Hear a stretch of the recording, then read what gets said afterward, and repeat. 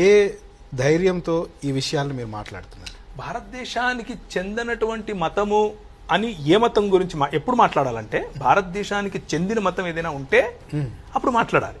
Okay, భారతదేశానికి చెందిన మతం ఏది లేదు. ఓకే, ఇప్పుడు ఏదైతే వీళ్ళు హిందుత్వం మోసుకొని వస్తున్నారో ఈ ఫాసీవాదం బయట నుంచి వచ్చిందని చెప్పాను. పోనీ హిందూ సనాతన ధర్మం అనేది ఏదైతే ఉంటున్నారో అది కూడా బయట నుంచి వచ్చిందని 100 సార్లు చెప్పాము. ఇక్కడ నుంచి ప్రూఫ్స్ తో సహా చెప్పాం. కొత్త ఏమి కాదు. ఏ భారతదేశ మెజారిటీ నెంబర్ ను బట్టి వాళ్ళది అనుకుందాం. మెజారిటీ నెంబర్ ఉన్న ధైర్యం ఏంటి?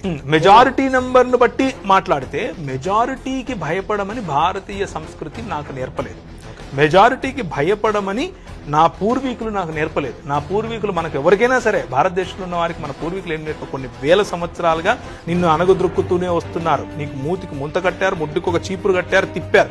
అయినా కానీ బెదరలేదు, చంకలేదు, చస్తే చస్తాం అంటున్నాం కదా. ఇంకేంటి, ఇంతకంటే ఏం మాట్లాడతాం మనం? ఏం ఇబ్బంది ఏమీ లేదు. మహా అయితే ఏం జరుగుతుంది? నా ఉద్యోగం పోతుందా? మహా అయితే నన్ను జైల్లో పెడతారా? అదంతా కాదు. సత్యం అడిగారు, చెప్పాను సమాధానం.